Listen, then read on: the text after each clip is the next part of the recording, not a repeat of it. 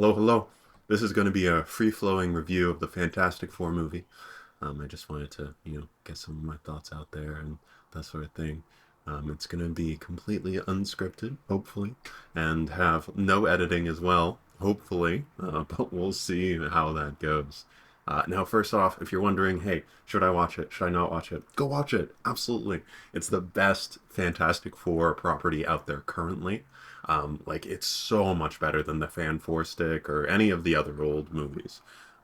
While some of them do have certain strengths, they really don't compare. This is actually a capable Marvel movie in many senses. There's a lot to love here, and if you're looking for a thoughtful movie about family that is pretty dramatic and pretty heavy, then it does a wonderful job. Now, is it better than Superman? Unfortunately, hell no. DC has really won this battle, so to speak. And Superman just has a sense of raw fun and just a very multi-charactered and very colorful cast that is both very modern and wonderful. I actually just came out with a review of that, which is a lot more edited and going to be a lot less freeform than this. But please do check it out. It's still quality. So yeah. Now, as for Fantastic Four, yeah, it's a great movie. It's really good, especially if you're like a family-oriented person. I think it's really going to hit home. Some of the writing is pretty spot on. Some of the scenes just are pretty magical, and the cast really knocked it out of the bag. Um, it does feel a little too clean. I understand that's part of like, the 50s aesthetic, which is very nice. But overall, it does feel like it was over edited. And sometimes like the pacing itself was good, but scene to scene sort of bounced around a bit too much. In the sense that it's like, oh, from 1 minute it's nighttime, one it's daytime, and then it's back to nighttime for their big reveal where they say, go off to see something. Um, and I think that was a little messy, and definitely feels like it was sort of sanitized to become just like a good baseline product to sort of make a new superhero world off of. So that's a bit unfortunate. I think the most notable example of that is Pedro Pascal, the big money man himself, where it really feels like he is doing just generic Pedro. I heard rumors that he wanted to basically have an accent, a very silly Eastern accent. I don't remember exactly which one, but you can absolutely see that. His character doesn't make any jokes. All jokes are about him, and that's wrong. Simply put, I don't know. In my version of Mr. Fantastic, he's a silly, goofy guy, and they could have been a lot more creative with his powers.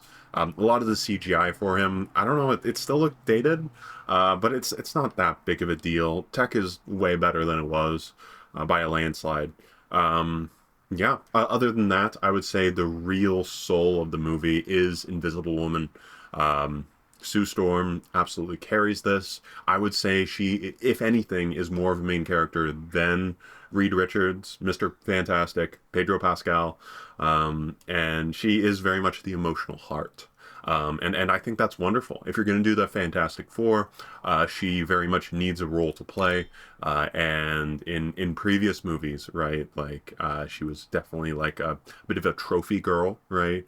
So giving her the main character spotlight is awesome, especially when she's surrounded by three other boring, brawny dudes. Um, okay, they're not that boring. They're not that boring. All right, so speaking of brawny dudes, though, I would say The Thing, unfortunately, doesn't really have much of a purpose in this film. He is a bit basic, and he has some nice moments, but he's probably the weakest out of the four. If I had to rank them, because I love a tier list, number one weakest would be The Thing. Number two would be Reed Richards. Don't feel like they really captured either of those characters. But then number three would be Johnny Storm. Actually, loved him. Normally, I'm not a big Johnny fan. But I think they did a wonderful job with him here. He's both like a lover boy and still a scientist. He is still like a hot shot taking risks, but he still uses his brain from time to time. He just uses it in a more in a different way than Reed, and I think that's something that no other Johnny has really encapsulated too well. But they did a great job here. And then number four, right? So the best, if we're going worst to best, number four would definitely be Sue Storm. She was amazing, so good. Yeah. Outside of that, villains, Galactus, wonderful. Oh man, it's so tough to do Galactus. I mean, honestly, he could be like another Thanos if they wanted, but I guess not. And he does a great job here.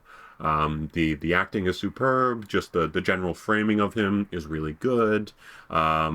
Even the Silver Surfer, I would say the Silver Surfer is like the surprise highlight for me. I didn't even know her name. Yeah, so she's Shala Ball, and she's played by Julia Gardner. And honestly, wonderful actor. I've been following her since like Ozark, and her career is just amazing. I honestly didn't even recognize her. I had to double check after, and that's when I figured out that it was her. But she was so wonderful, so cool.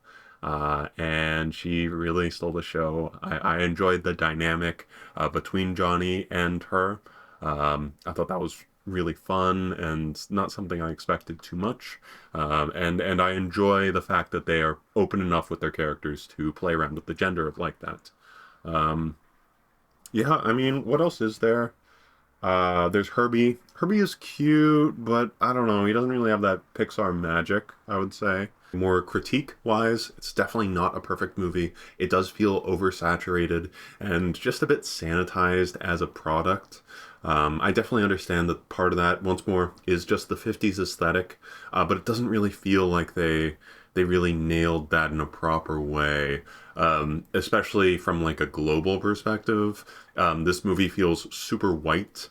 They're the only brown people in this entire movie outside of Sue Storm's assistant are mainly presented as opposition to the Fantastic Four. Um, Minor spoilers here, so here's a second to just skip ahead just 30 seconds or so. But basically, there's a 10 minutes period of time where the world doesn't like the Fantastic Four because they won't give up the child, right? In some weird satanic way.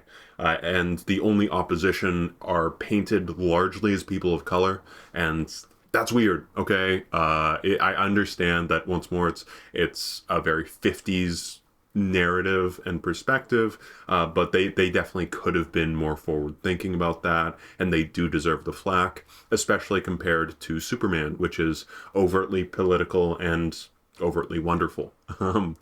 Yeah, that's really all I have to say. I'm sure I could chatter on and on and on about more, but I won't. So if you do want to see that, and just for me to yap a bit more, just drop a like, drop a comment if you enjoyed it. Good to know. Otherwise, have a great day and see ya.